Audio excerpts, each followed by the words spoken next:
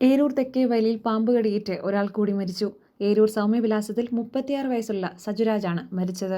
കഴിഞ്ഞ 24-ന് ഇവിടെ ഒരാൾ പാമ്പുകടിയേറ്റ് മരിക്കുകയുണ്ടായി. ഇതേ തുടർന്ന് ഗ്രാമപഞ്ചായത്ത് അധികൃതരുടെ നിർദ്ദേശപ്രകാരം പ്രദേശത്തെ റോഡരികിലെ കാട് വെട്ടിത്തെളിക്കുന്നതിനിടെയാണ് സജുരാജിന് മൂർഖൻ പാമ്പിന്റെ കടിയേറ്റത്. കടിച്ച പാമ്പിനെ സജുരാജ് തന്നെ പിടികൂടി വനം വകുപ്പിന് കൈമാറുന്നതിനായി ചാക്കിൽ കയറ്റി കെട്ടിവെച്ച ശേഷം സമീപ സ്ഥലമായ ഫിൽഗിരിയിലെ നാട്ടുചികിത്സയിൽ നിന്നും ചികിത്സ സ്വീകരിക്കുകയുണ്ടായി.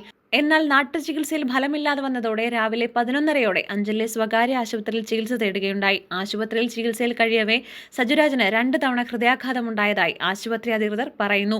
ഇതേ തുടർന്ന് സജുരാജിനെ വിദഗ്ധ ചികിത്സയ്ക്കായി കൊട്ടിയത്തെ സ്വകാര്യ ആശുപത്രിയിൽ പ്രവേശിപ്പിച്ചിരുന്നു. അവിടെ ചികിത്സയിൽ തുടരവേ ഇന്ന് വൈകിട്ട് 3:30-ഓടെ മസ്തിഷ്ക മരണം സ്ഥിരീകരിക്കുകയും തുടർന്ന് രാത്രി 10:15-ഓടെയാണ് സജു മരിച്ചതായി അറിയിച്ചത്.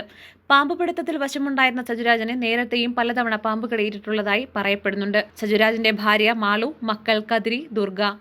ന്യൂസ് ഡെസ്ക് ജില്ലാ വിഷൻ, ഏരൂർ.